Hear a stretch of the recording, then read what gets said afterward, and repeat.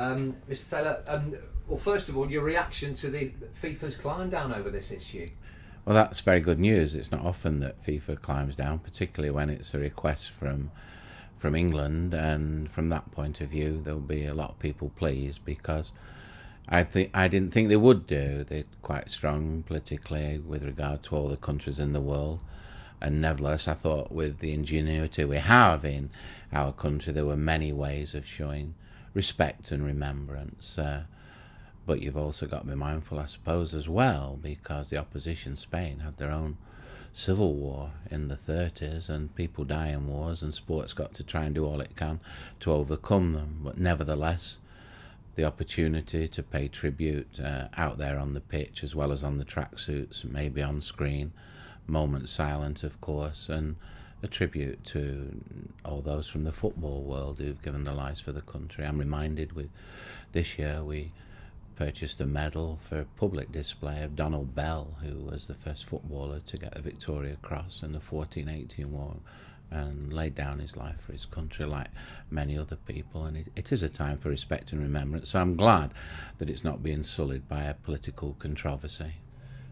What was your original reaction when FIFA said that they couldn't wear the poppy?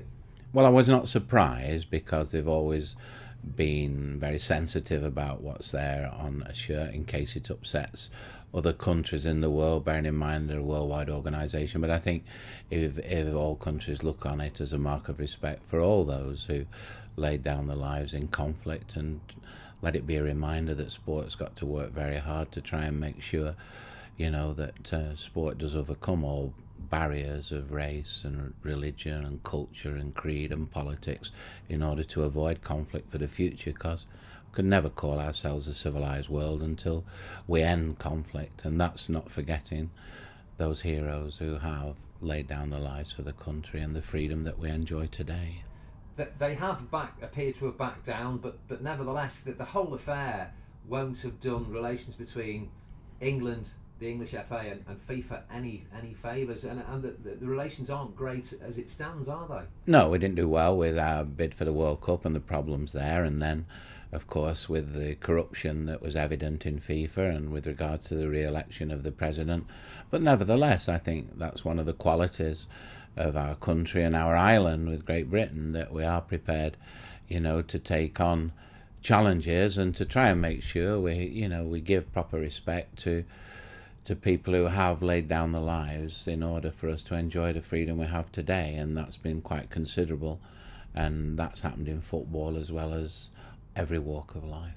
What would the players have made of the whole thing? What do you think the players would have made of the original ban on wearing the poppy? Well, I was concerned that the players were in a position of being perhaps political pawns, but having said that, they will be pleased that the controversy is over. But I did feel that if it wasn't going to be possible, we've got enough ingenuity about us to have a proper respectful minute's silence, and also with the tracksuits, and could be on the advertising hoardings, could be on the screen there, and of course guests of honour could be from the services. And so the point could have been well made and just as effective, I believe, but nevertheless, to have it out there on the pitch is something we should be proud of, and I just hope that the game lives up to the same expectations.